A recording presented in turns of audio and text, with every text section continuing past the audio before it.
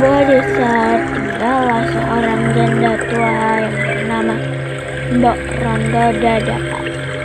Ia hidup sebatang kara. Ia tidak memiliki suami ataupun seorang anak. Ketika ia sedang mencari kayu bakar, tiba-tiba datang seorang raksasa yang bertubuh besar dan menyeramkan di tengah hutan. Mbok Rondo gemetar dan ketakutan melihat makhluk besar itu. Raksasa itu berkata dengan suaranya yang lantang, "Hai orang tua, tidak perlu takut. Aku tidak akan memakanmu. Aku kesini hanya mau memberikan sesuatu kepadamu." Raksasa itu memberikan beberapa butir biji tanaman dan ia berkata, "Tanamlah biji ini dan rawat dengan baik, maka kau akan mendapatkan semua yang kamu inginkan. Tapi ingat, kau harus berikan juga padaku sebagai tanda terima kasih." Mbok Rondo Dadapan hanya mengangguk pasrah mendengar perkataan raksasa itu. Pulang dari rumahnya, Mbok Rondo lalu menanam benih biji yang diberi raksasa itu.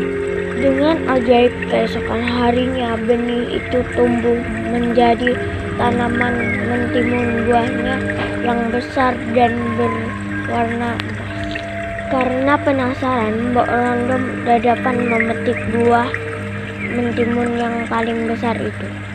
Dadapan terkejut melihat isi dalam timun itu. Ternyata adalah seorang bayi perempuan yang sangat cantik jelita. Mbok Rondo Dadapan berkata di dalam hati, Jadi ini maksud dari ucapan raksasa itu. Rondo Dadapan sangat senang dan tidak percaya bahwa ia memiliki seorang anak perempuan yang cantik jelita. Karena ia lahir dari buah mentimun yang berwarna emas, Mbok Rondo Dadapan memberi nama timun emas. Esokan harinya, raksasa kembali menemui Mbok Rondo untuk menagih janji untuk mengambil anak yang sudah Mbok Rondo dapatkan dari timun emas itu. Mbok Rondo berkata, "Datanglah 8 tahun lagi." 8 tahun kemudian timun emas beranjak dewasa. Mbok Rondo Dadapan merasa sedih di dalam hatinya karena ia teringat janjinya kepada raksasa. Dan Mbok Rondo menceritakan yang sebenarnya kepada timun emas. Dan ia menyuruh timun emas untuk menemui petapa yang ada di dalam kampungnya. Timun emas pun berangkat ke gunung untuk menemui petapa itu. Sesampainya di sana, timun emas bertemu dengan petapa itu. Petapa itu memberikan bingkisan kecil kepada timun emas.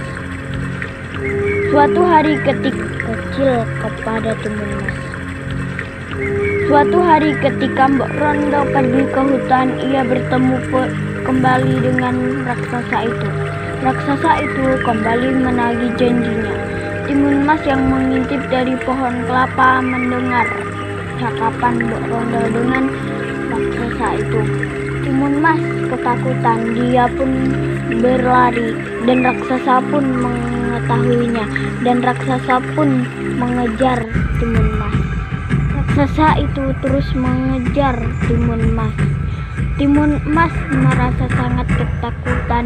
Timun emas pun teringat bingkisan yang diberi petapa itu. Dan ia pun melempar salah satu bingkisan itu ke raksasa. Dan raksasa itu terjebak di hutan. Namun raksasa itu terbebas dan kembali mengejar timun emas. Dan ia melempar bingkisan itu kembali ke raksasa. Dan akhirnya raksasa itu pun terjebak dan tidak bisa keluar.